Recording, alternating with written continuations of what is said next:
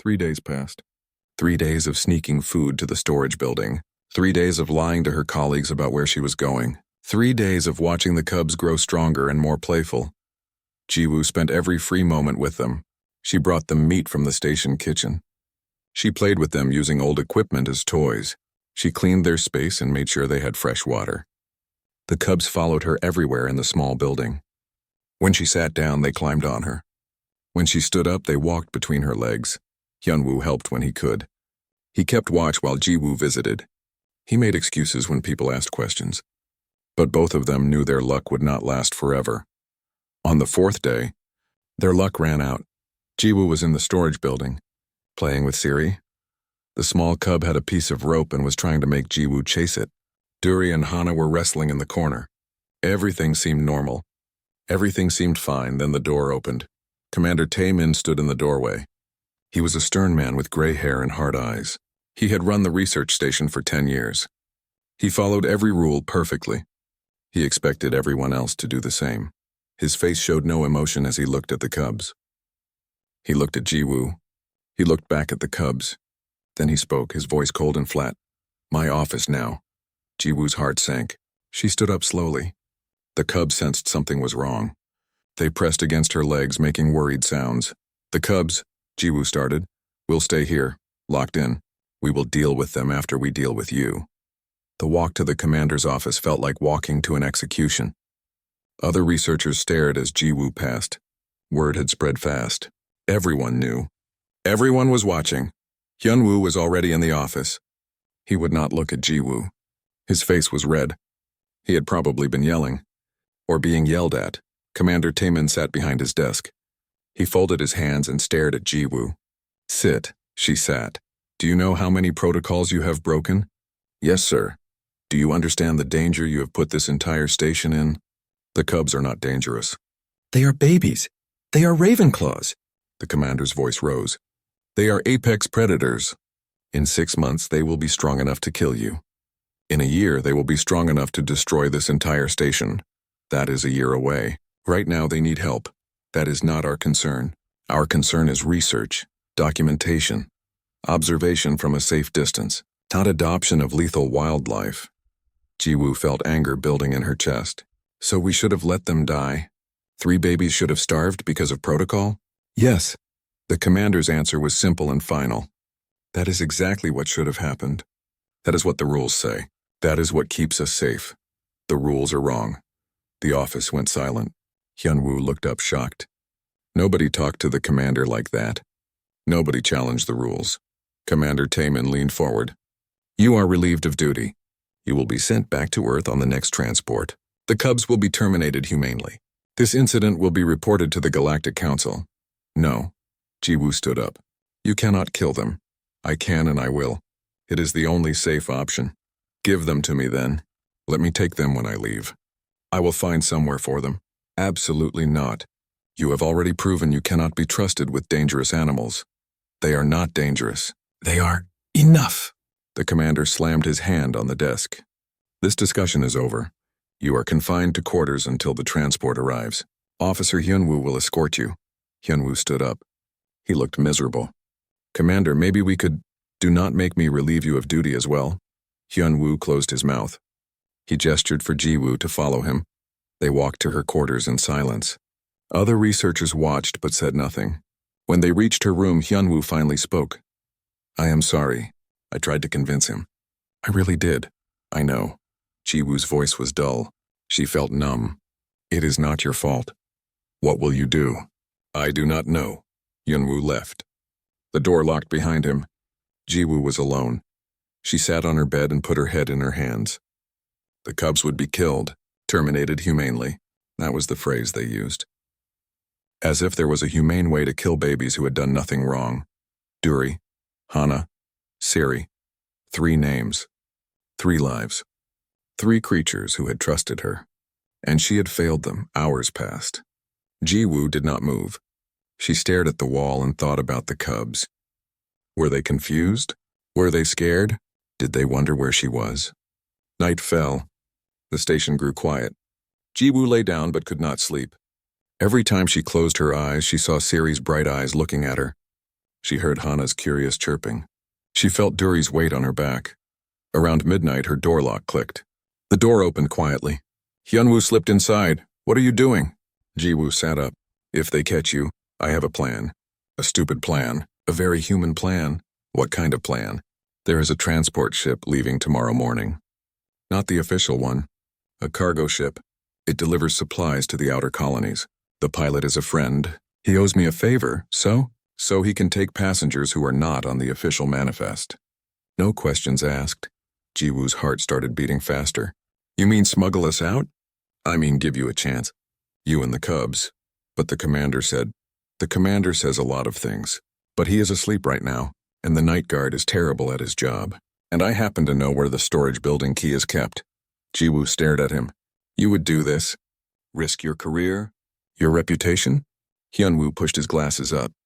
I have been thinking about those Cubs. About their eyes. About how they trust you. And I realize something. What?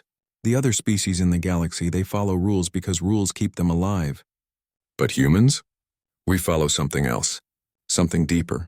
We follow what we think is right even when it is stupid. That is crazy. Yes. But that is what makes us human. Jiwoo felt tears in her eyes. She stood up and hugged Hyunwoo quickly. Thank you. Do not thank me yet. We still have to get you out of here without being caught. They moved through the dark station carefully. Hyunwoo had planned everything. He knew which hallways to take. He knew where the cameras were. He knew the guards' patrol schedule. The storage building was dark. Jiwoo opened the door and whispered, Duri, Hana, Sari. 3 shapes moved in the darkness. The Cubs ran to her, making happy sounds. They had been worried. They had been waiting. We are leaving, Jiwoo told them softly. We are going somewhere safe. The Cubs seemed to understand. They stayed close as Jiwoo led them out. Hyunwoo had brought a large crate. It was supposed to be full of research equipment. Instead, it was empty. The Cubs fit inside easily. The ship leaves at dawn, Hyunwoo said. The pilot's name is Bo-ra. Tell her I sent you. She will get you to the outer colonies. After that, you are on your own. Where will I go? There are places. Human colonies that do not follow Galactic Council rules so strictly. Places where people might understand. Where they might help. Jiwoo lifted the crate. It was heavy, but she had carried heavier things. She had carried 3 Cubs on her back through miles of wilderness. She could carry them a bit further. What will happen to you? She asked. I will say you escaped. I will say I had no idea. They might believe me. They might not. Either way, it will be worth it. Jiwoo wanted to argue. She wanted to tell him not to risk everything. But there was no time. The guard would make his next round soon. I will not forget this, she said. Just keep them safe. That is enough. Hyunwoo led her to the cargo area. A small ship waited there, its engines warming up. A woman in a pilot's uniform stood by the ramp. She saw Jiwoo and nodded once. Hyunwoo's friend? The woman asked. Yes. Then get on board. We leave in 5 minutes. Jiwoo carried the crate up the ramp. Inside, the Cubs made soft sounds. They could feel the ship's vibrations. They could sense they were going somewhere new. Jiwoo looked back one last time. Hyunwoo stood in the shadows, watching. He raised his hand in farewell. She raised hers back, then the ramp closed. The ship lifted off, and Jiwoo and 3 Ravenclaw Cubs left Kethros 9 behind, flying toward an uncertain future. 4 months passed in the valley. 4 months of teaching the Cubs to hunt. 4 months of watching them grow. 4 months of peace. Duri was now as tall as Jiwoo's shoulder. His muscles had grown strong. His claws were sharp, but he still curled up next to her at night, purring like he did when he was small. Hana had become the best hunter. She could track prey through the forest without making a sound. She brought food back to the shelter every few days, but she still played with Jiwoo's hair when they rested. Siri had grown the least. She was still smaller than her siblings, but she was also the smartest. She learned commands quickly. She understood human gestures. She seemed to actually comprehend some of Jiwoo's words. Life in the valley was hard, but good. Jiwoo woke with the sun. She checked the Cubs, made sure they were healthy. Then they would go out together, hunting, exploring, learning. The Cubs were learning to be Ravenclaws. Jiwoo was learning to be their teacher.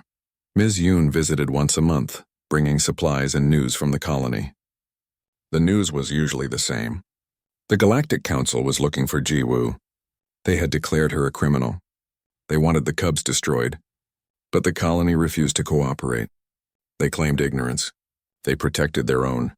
How long can this last? Jiwoo asked during one visit. I do not know, Ms. Yoon admitted, but every day is a victory. One morning, everything changed. Jiwoo woke to Sari's alarm call. It was a sound the cubs had developed to warn of danger, sharp and loud. All 3 cubs were at the window looking out with tense bodies. Jiwoo grabbed her weapon and looked outside. Her blood went cold. A massive Ravenclaw stood at the edge of the clearing. It was huge, easily twice the size of any Ravenclaw she had ever seen. Its black fur bristled. Its eyes glowed with intelligence and anger. Scars covered its body, telling stories of many battles. This was a territorial male, a king of the wilderness, and the shelter was in his territory. The cubs knew it too. They made scared sounds. Even Dury, the biggest, seemed small next to this giant.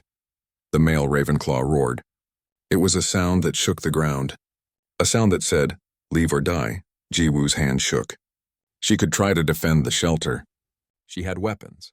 She had experience. But she also had 3 young cubs who were not ready to fight something like this. They would have to run. Leave everything behind. Find somewhere else to go. But before she could move, Sari did something unexpected. The small cub walked to the door and pushed it open with her nose. Then she walked outside, directly toward the giant male. Sari, no, Jiwoo shouted.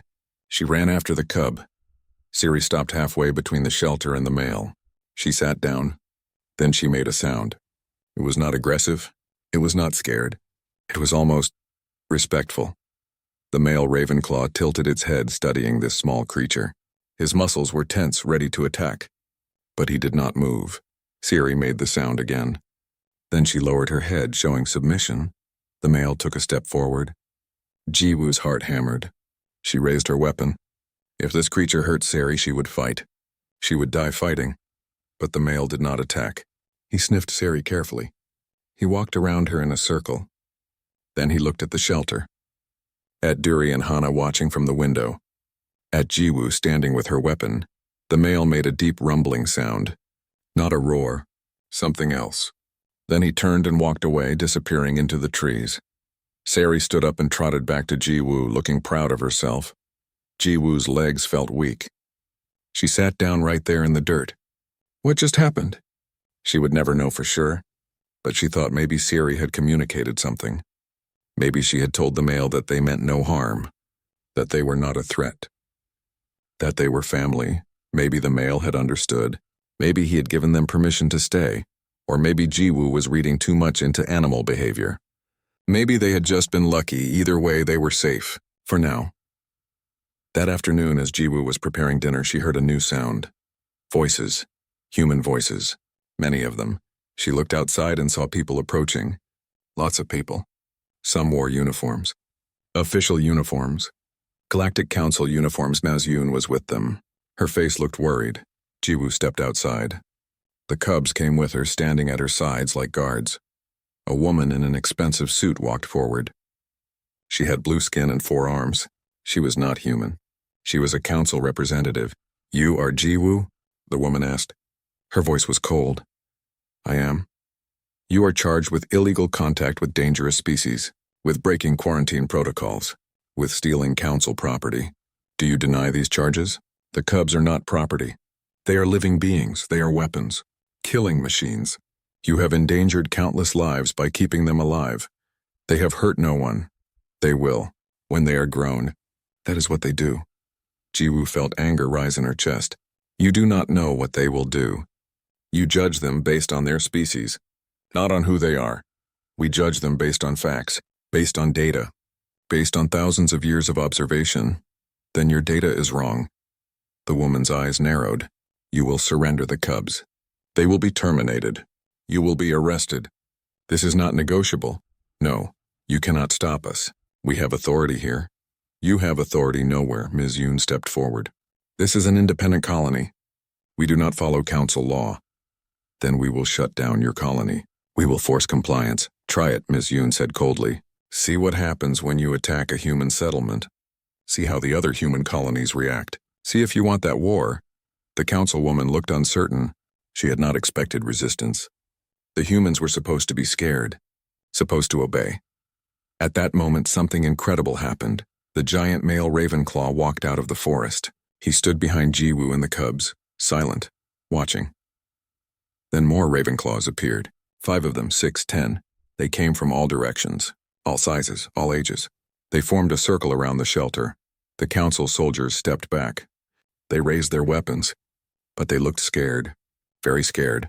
The Ravenclaws made no aggressive moves. They just stood there, a wall of predators, protecting 1 human and 3 cubs. How? The councilwoman whispered. How did you do this? Jiwoo honestly did not know. Maybe the giant male had called them. Maybe they had been watching all along. Maybe they recognized something in Jiwoo. A kindred spirit, a protector of young. I did not do anything, Jiwoo said. They chose to be here. Just like the cubs chose to trust me. Just like I chose to save them. The standoff lasted for what felt like hours. The council soldiers wanted to fight, but they were outnumbered, outmatched. The Ravenclaws were apex predators, trained killers. Even with advanced weapons, the soldiers might not survive. Finally, the councilwoman lowered her weapon. This is not over. We will return with more soldiers, more ships. We will force compliance. Maybe, Ms. Yoon said. Or maybe you will realize you are wrong. Maybe you will see what we see. That humans can do what you cannot. Build bridges. Make peace. Change the rules. The council delegation left. The Ravenclaws watched them go. Then one by one they melted back into the forest. The giant male was the last to leave. He looked at Jiwoo one more time. Then he was gone. Jiwoo sat down, her whole body shaking. Duri pressed against her side. Hana licked her hand. Siri climbed into her lap. What happens now? Jiwoo asked Ms. Yoon. Now? Now your story spreads across the galaxy. Now people see that humans were right. That caring is not weakness. That mercy is not foolishness. That even predators can choose peace. The council will not give up. No. But they are alone now. Humans across the colonies are talking. They are inspired. They are remembering why we left the council in the first place. Because we refuse to live in a galaxy where babies are killed for being born wrong. Ms. Yoon knelt down and looked at the cubs. These 3 will become symbols. Proof that nature is not fixed. That enemies can become family. That trust is stronger than fear. That is a lot of pressure for 3 animals. They are not just animals anymore. They are hope. The sun was setting again. Jiwoo looked at the cubs. At the forest where wild Ravenclaws had stood to protect them. At the valley that had become home. She thought about that first day. About 3 starving cubs who had climbed onto her pack. About how she had just carried them silently, not knowing where it would lead. She had saved their lives. But maybe they had saved hers too. Saved her from a life of just following rules, just obeying orders, just watching from a distance. They had taught her what it meant to truly care, to truly protect, to truly love something different from yourself. Duri made his rumbling purr. Hana nuzzled her neck. Siri closed her bright eyes and went to sleep in Jiwoo's arms. Tomorrow would bring new challenges. The council would try again.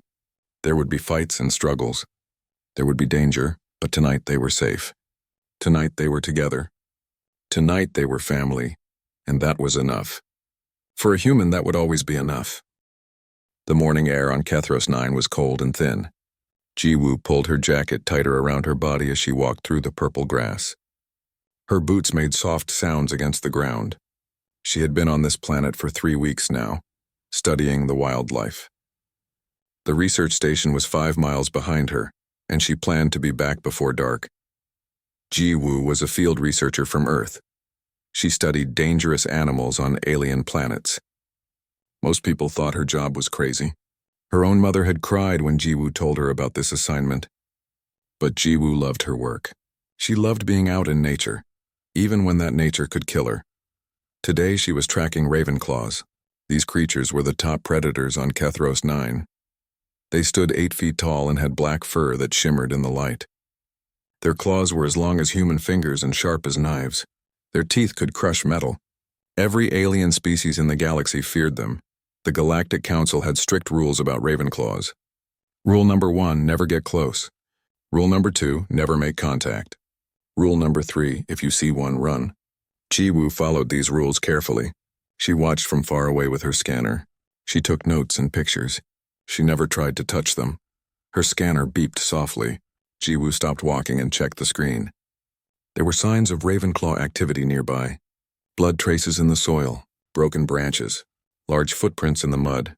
She followed the trail carefully, keeping her distance. The trail led her up a small hill. At the top, she found something that made her heart sink. A female Ravenclaw lay dead on the ground. Her body was cold and stiff. Something had killed her days ago. Maybe another Ravenclaw. Maybe illness. Jiwoo could not tell.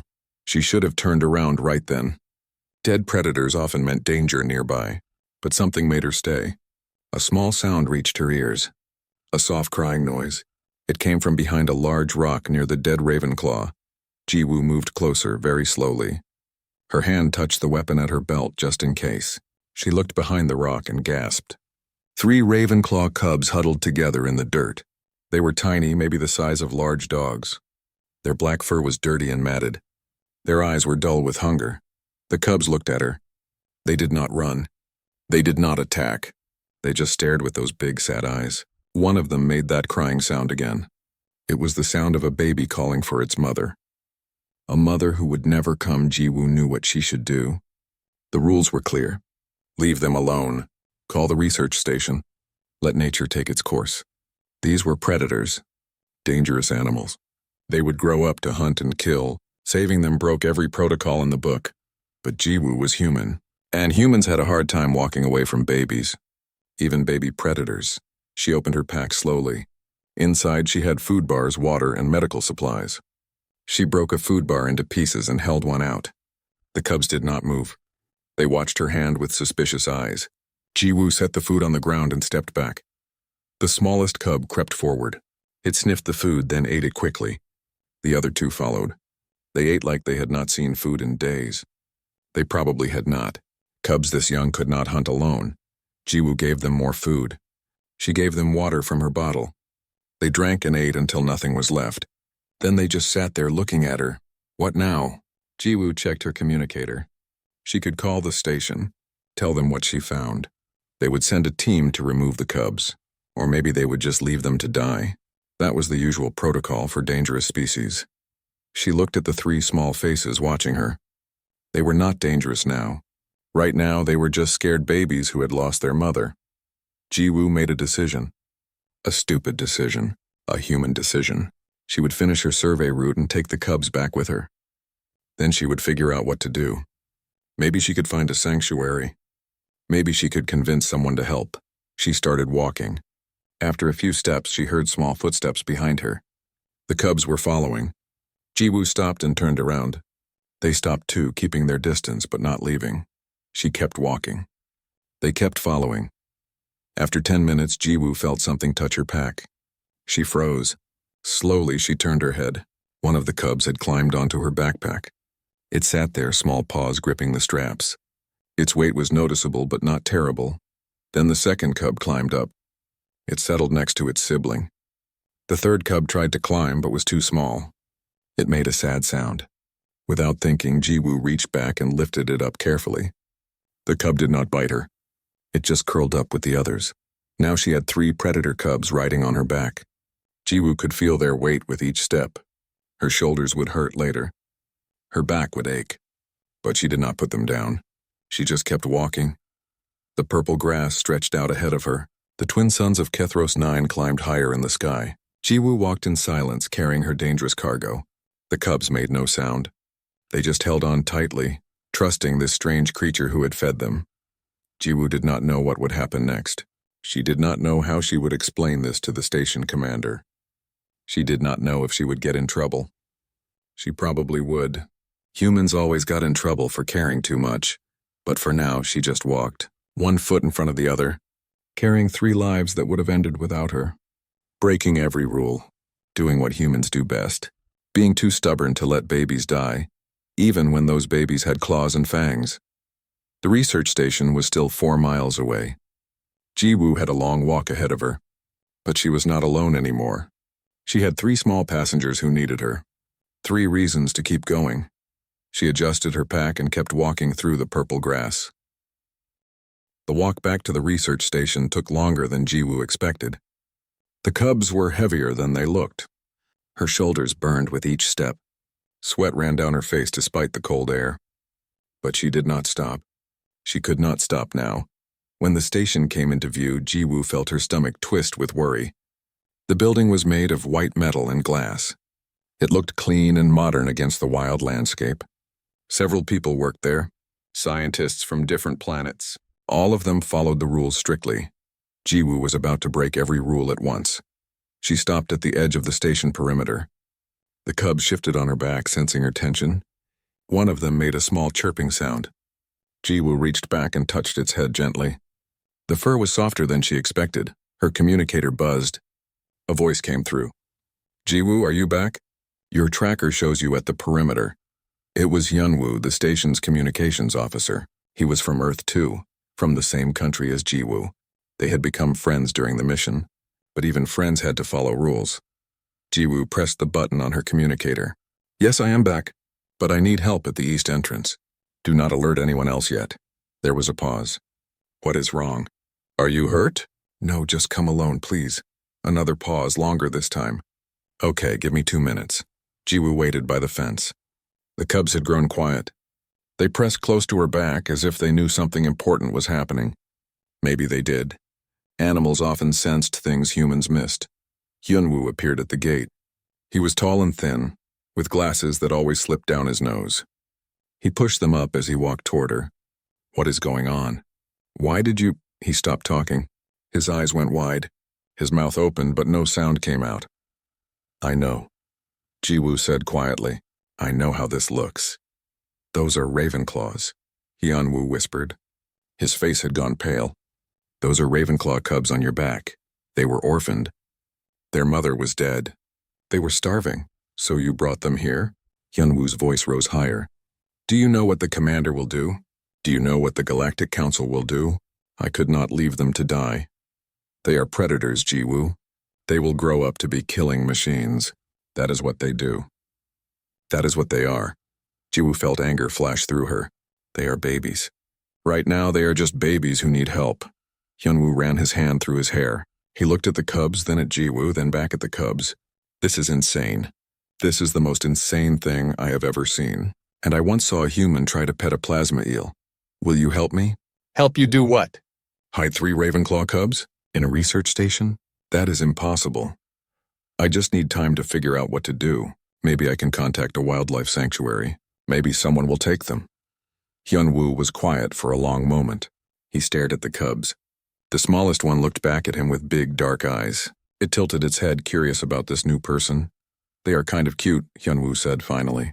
"In a terrifying this-will-eat-me-later kind of way. Does that mean you will help?" Hyunwoo sighed deeply. It was the sigh of someone who knew they were making a terrible decision. "There is an old storage building behind the main structure. Nobody uses it anymore.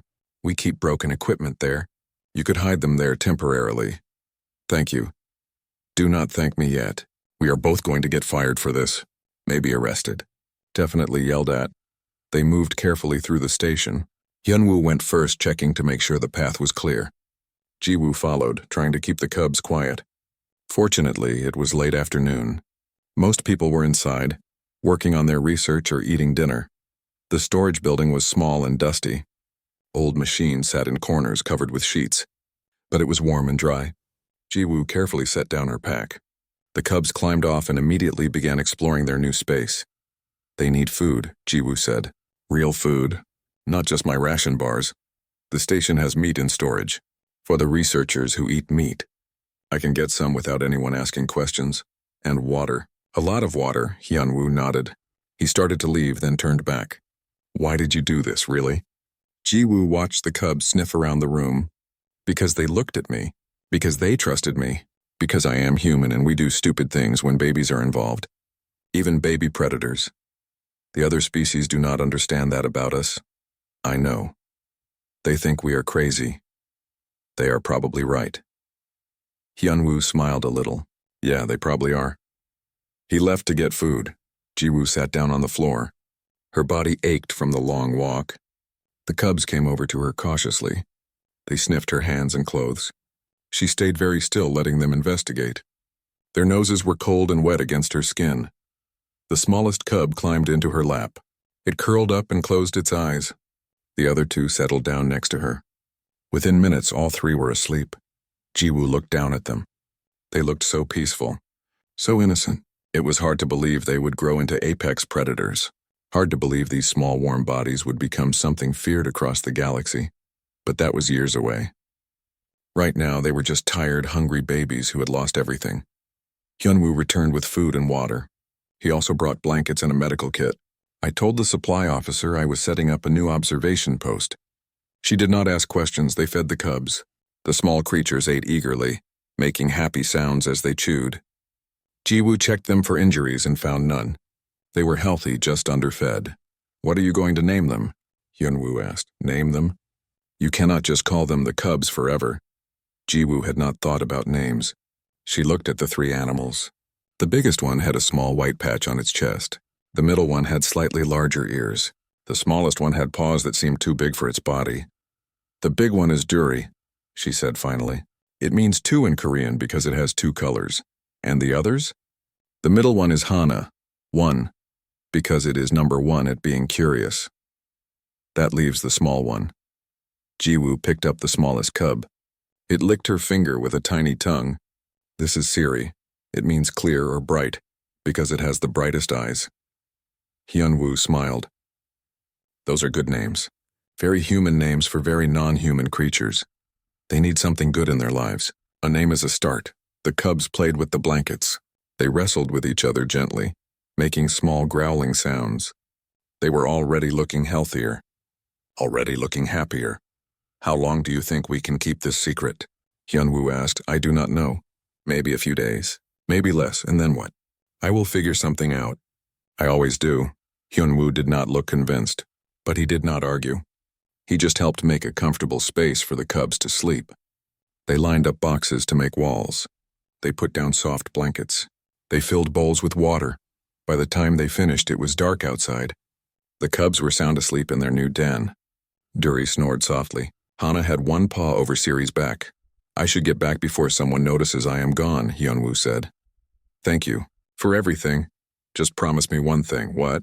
When we get arrested, you will tell them this was all your idea. Jiwoo smiled. I promise. Hyunwoo left. Jiwoo stayed a few more minutes watching the cubs sleep. She knew this could not last. She knew there would be trouble soon. But for now, 3 lives were safe. 3 babies had a chance. That was enough. For a human, that was always enough. The journey to the outer colonies took 6 days.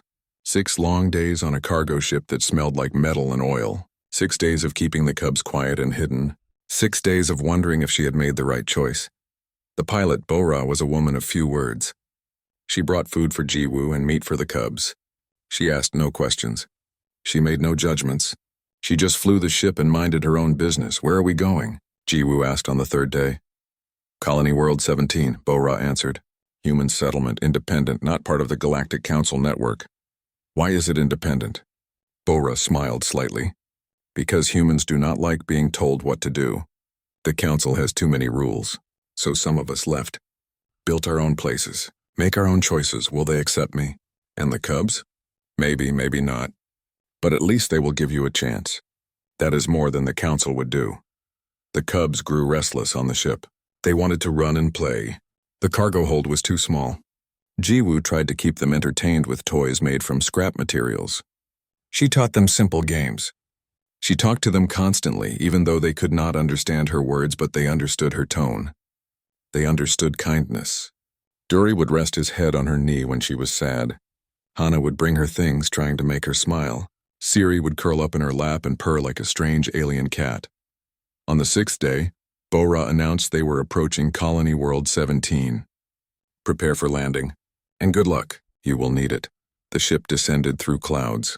Jiwoo looked out the window and saw a green world below. Forests and rivers. Mountains and valleys. It looked almost like Earth, almost like home. The landing pad was small and rough. A few buildings surrounded it. People moved around, loading and unloading cargo. They wore simple clothes. They looked tough and weathered. Bora lowered the ramp. There's a woman named Ms. Yoon. She runs the colony's wildlife program. If anyone can help you, she can. Her office is in the main building. Thank you. For everything, Bora nodded. Hyunwoo is a good man. Anyone he trusts is welcome here. Jiwoo carried the crate down the ramp. People stared. They could hear sounds from inside the crate. Curious sounds, animal sounds. But nobody stopped her. Nobody asked questions. The main building was made of local wood. It looked handmade, sturdy. Inside, a reception area held a few chairs and a desk. Behind the desk sat a young man who looked bored.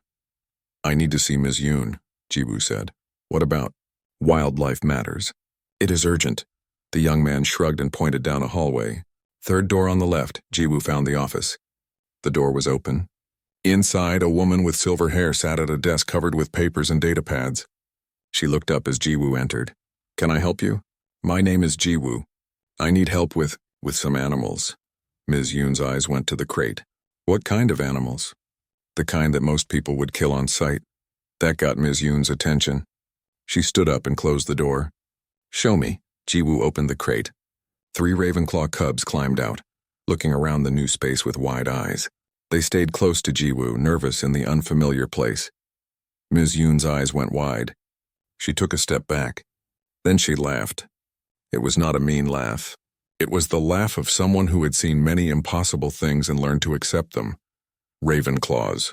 You brought Ravenclaws to my colony. I had nowhere else to go. I can see why." Ms. Yoon sat down heavily. "Tell me everything." Jiwoo told her story. She talked about finding the dead mother, about the starving cubs, about carrying them on her back, about hiding them, about running away. She left nothing out. When she finished, Ms. Yoon was quiet for a long time. She watched the cubs explore the office. Siri had found a plant and was trying to eat it. Hana was investigating a pile of papers. Juri sat at Jiwoo's feet, watching Ms. Yoon carefully. "Do you know what you have done?" Ms. Yoon finally asked. "Yes, I broke the rules. I endangered lives. I committed several crimes according to Galactic Council law." "That is one way to look at it." Ms. Yoon smiled. "Another way is that you saved 3 lives. You showed compassion. You did what you thought was right even when it was hard. So you will help?" "I did not say that. I said you did something interesting. Helping you is complicated." "Why?" Ms. Yoon stood up and walked to the window. "This colony exists because we wanted freedom from the Council. But that means we have to be careful. If they think we are harboring dangerous animals, they could shut us down, force us to join their system, take away our independence." Jiwoo's heart sank. "I understand. I will leave. I will find somewhere else." "I did not say no either." Ms. Yoon turned around. "I said it is complicated." "Complicated is not impossible." "What do you mean?" There is a valley. 3 days' journey from here. Deep in the mountains. No settlements nearby. Lots of game. It is wild and dangerous. But it is also free. You want me to release them there? I want you to raise them there. Teach them to hunt. Teach them to survive. When they are grown, let them choose. Stay with you or go back to the wild. Either way, they will have a chance." Jiwoo stared at her. "You would let me do that?" "I would help you do that. Give you supplies, a shelter, training in how to handle dangerous animals. In return, you document everything. You study them. You learn about them. That knowledge could be valuable. Why would you do this?" Ms. Yoon smiled. "Because I am human too. Because I remember what it was like to care more about life than rules. Because sometimes the stupid thing is the right thing." Siri had climbed onto a chair. She looked at Ms. Yoon with those bright eyes. The woman laughed and reached out carefully. Siri sniffed her hand, then allowed herself to be petted. "They trust easily," Ms. Yoon observed. "Too easily. That is why they need protection." "No. That is why they need you. Trust is not a weakness. It is a choice. These cubs choose to trust. That means something." Over the next week, Ms. Yoon helped Jiwoo prepare. She provided equipment for living in the wilderness. She taught Jiwoo about local plants and animals. She explained how to hunt and what to avoid. Other colonists helped too. A man named Minsu built a sturdy shelter. A woman named Yoonji donated medical supplies. A young couple named Dal and Seok provided weapons for protection. Everyone wanted to see the cubs. They came by Miss Yoon's office one at a time. They brought gifts, meat, toys, blankets. They asked questions. They took pictures. "They are famous already," Ms. Yoon said. "The human who saved Ravenclaw cubs. Word is spreading.